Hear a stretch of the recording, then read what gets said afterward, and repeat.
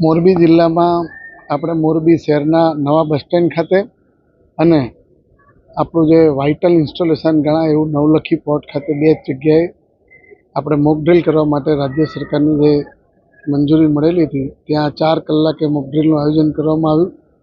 Bus stand ઉપર અમે 4 વિવિધ પ્રકારની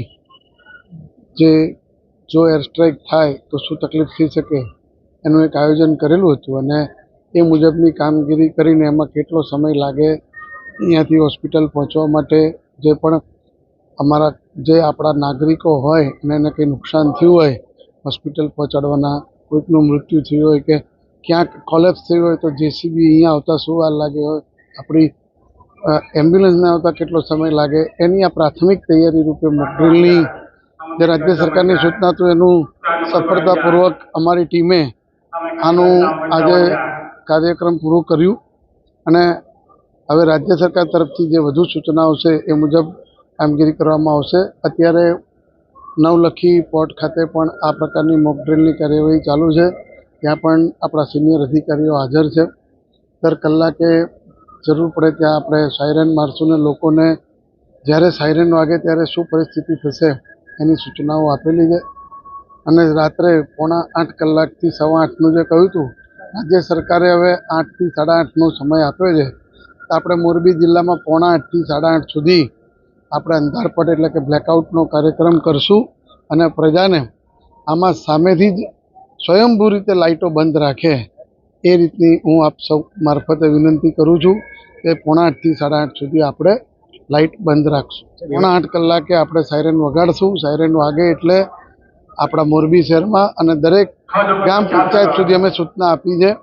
ત્યાં પણ પીએસ મારફતે અને અન્ય રીતે પણ સૂચના આપીને લાઇટ બંધ રાખવા માટેની અમે આયોજન કરેલું છે.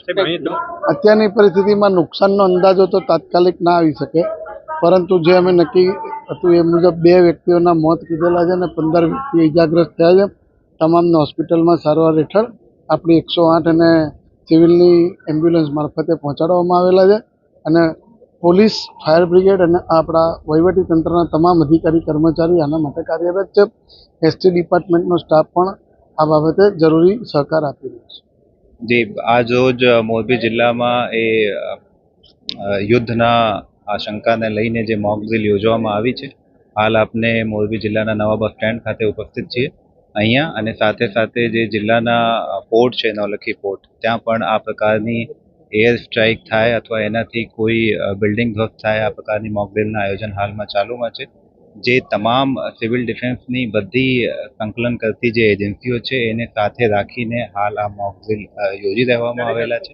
એમાં ખાસ કરીને કોઈ સંજોગોમાં સર્ચ અને રેસ્ક્યુની કામગીરી માટે જે પોલીસની ટીમ અને સાથે સાથે fire fighting and medical team એને સાથે રાખીને ઘાયલોને તાત્કાલિક સારવાર મળે એ પ્રકારની વ્યવસ્થા ગોઠવી દેવામાં આવેલા છે.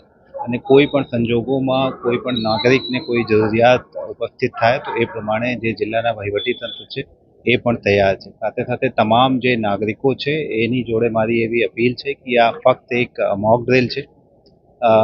આ જ પ્રકારની આપને કોઈ સંજોગોમાં એવી જરૂરિયાત ઉપસ્થિત થાય તો એની તૈયારીના ભાગરૂપે એક અભ્યાસ છે અને આપને એનાથી ગભરાવાની કોઈ જરૂરત નથી, કોઈ બીજી અફવાઓ ઉપર ધ્યાન રાખવાની જરૂરત નથી અને જિલ્લા વહીવટી તંત્ર તરફથી જે વખતો વખતની સૂચનાઓ આપવામાં આવે છે એનું પાલન કરવામાં આવે.